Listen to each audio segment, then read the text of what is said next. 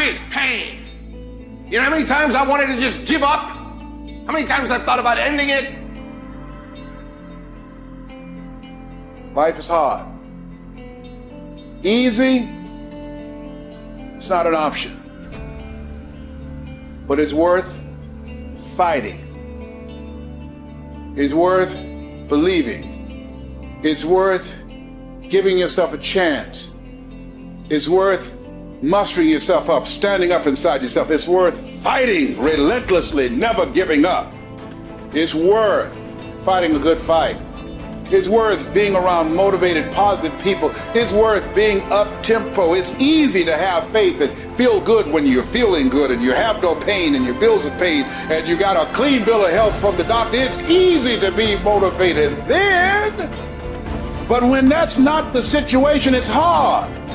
When you look in the mirror and you don't see the person that you once saw. It's hard. I know it's hard, but do it hard. You got to go all the f in. When there's a will, there's a way, and there's always a way. When you're committed, you don't care about the facts. You don't care about the odds. You don't care about the opinions of others. The only thing you care about is making it through to the other f***ing side. No matter what it takes. You just got to keep searching, keep fighting, keep hammering, keep failing, keep trying, keep getting back up again, and stop at nothing to reach it.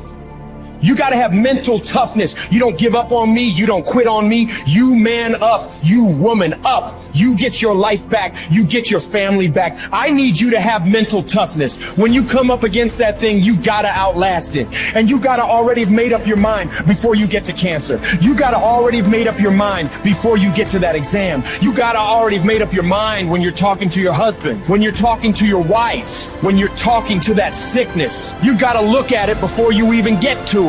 So don't you ever give up. You get to make a choice. Is failure going to break you, or is failure going to make you? You get to decide. Failure doesn't. It's okay to fall. It's okay to cry. It's okay to go home. But quitting should never be an option. It's not in falling that makes us failures. It's in not getting up that makes us failures. And you get to decide if you get up or you don't get up. I can accept failure. Everyone fails at some point. I cannot accept not trying.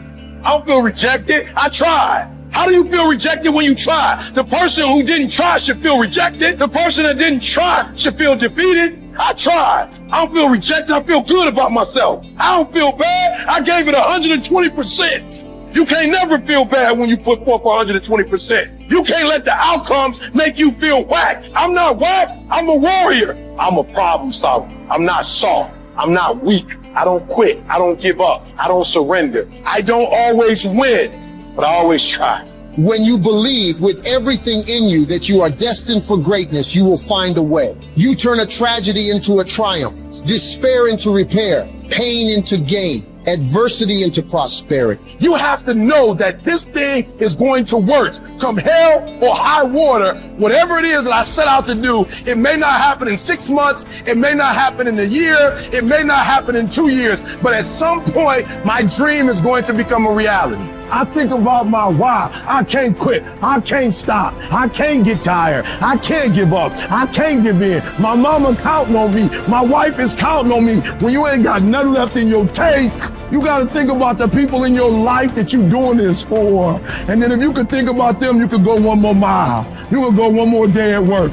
You keep going. You keep studying. You keep writing. You keep singing. You keep rapping. You keep boxing. You keep fighting. You keep dribbling. You just keep on keeping on. And if you persevere, every storm that's come, it will pass.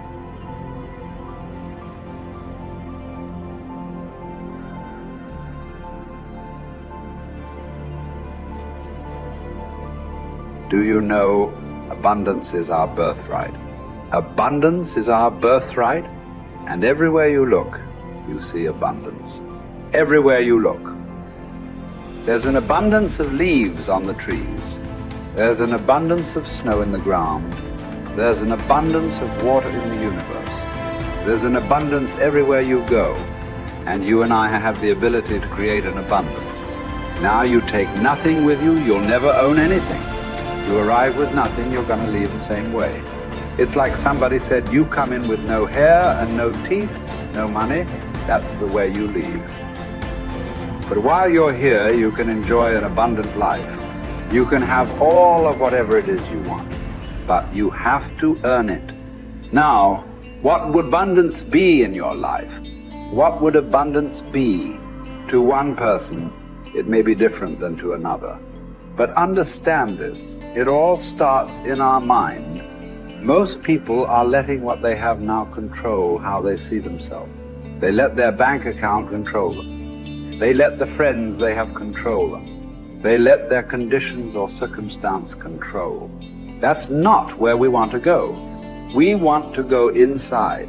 Everything starts from the inside out. So let's start over. Let's start over. If life isn't the way you want it now, make up your mind. You're going to start over. You're going to sit down. You're going to write out how you do want it. Now, we want abundance. We want an abundance of friends. We want an abundance of money. We want an abundance of all the good things in life that make us more comfortable and have us enjoy life to a greater degree. And, you know, we can have it, but we've got to understand we can have it. We've got to understand that we have infinite potential locked up within us. We've got a marvelous mind. We can think anything we want. You know, Viktor Frankl spent the war years in a concentration camp. And he said, regardless of the intellectual or physical abuse he was subjected to, no one could cause him to think something he didn't want to think. All the great leaders, all down through history, they have been complete, unanimous agreement. We become what we think about. Well, don't think lack and limitation. Think abundance in whatever you want. See yourself with plenty, with abundance. Hold the image and then just think, how can I get this? By continually seeing yourself with it, the way to get it will start to come to your mind. You will attract whatever you need because you're getting on an abundant frequency, and it'll all start coming into your life. As you move towards it, it'll come towards you. Abundance, it's your birthright. You've got to decide on it. Enjoy it. You know, if you can survive the temporary pain in your life, and all pain is temporary, if you can survive the temporary, on the other side of temporary pain, you meet another version of yourself, another insight about yourself. And that's why it's so important to grow as a person, because the more we grow and become a new person, we can help those that used to be like us. And that's why you and I are so addicted to growing and learning, and we're curious, because if you used to be a broken person and you no longer are quite as broken, you can help broken people. If you used to be broke financially and you no longer are, you can help people. Whatever you do for a living, at one time you didn't know about it and now you do. You can help those who need to know about it. And so you're immensely qualified if you understand the power of doing one more. 95% of people have an operating system in their mind where they operate out of history and memory. 5% of humans operate out of vision and imagination. So the reason we're so much happier, I believe, when we're children is we have no history and memory. So we operate out of imagination and dreams and vision. But at some age, some people it's 5 years old, some it's 8, some it's 18, some it's 28, they create a history, and that history then becomes the operating system. So even if they take on a new behavior or tactic, they're operating out of a pattern of thought and belief that's historic and memory-based. And so the number one thing I would say is begin to operate out of your imagination again, out of your vision again. Create from that place. If you create from that place, now you're not tied to the result in that moment. You're giving yourself space to imagine and create something new in your life. You're the product of who you hang around. Wow. How do I know if they serve me or not? Here's one way to just deduce this, because they could be beautiful people who care about you, and they might even support you.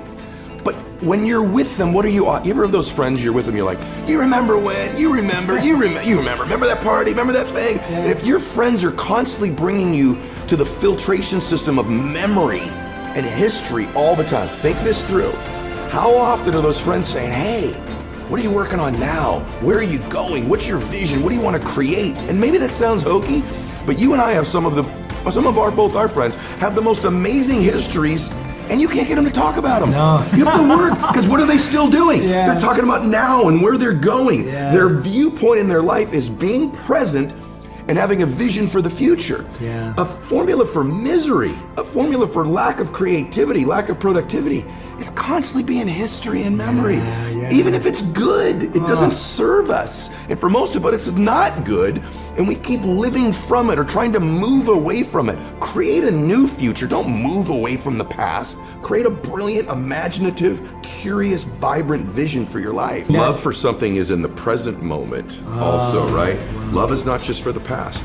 And it's funny how important one day is, man. When my dad got sick, my dad got cancer. When he first got sick, he goes, hey, my dad was a dude. He goes, look, I'll fight this one time. Okay, I'll do your little chemo and your surgery, but I'm not gonna pour poison into my body. I'm not gonna lose my hair. I'm not gonna deteriorate. I'll give this thing a shot once. If it doesn't work, I'm out. That led to 8 years of him fighting it. Chemo, radiation, proton therapy, surgery, chemo, experimental chemo, and he did lose his hair and he was in pain. And I'd say to my dad, I say, Dad, you're suffering so much. You said you wouldn't suffer. He said, no, Eddie, I'm in pain, but I'm not suffering. I choose not to suffer. And I'm not suffering because I get to see my grandkids again. And I said, Dad, why are you doing this? And he said, you only understand the power of one day when you're threatened with never having another one. I'll do anything for one more day. Get to be with you one more time. Give your mom a kiss one more time. Maybe I'll see one of my granddaughters get married. And he goes, I'll do anything for one more day. And when we begin to think of our life that way, the power of right now and having one more moment and one more minute is so beautiful. It's so blessed. It's so big. It's so amazing. Why would we spend that minute in history? Why would we spend that minute in the past when we could be fully present and creating the future?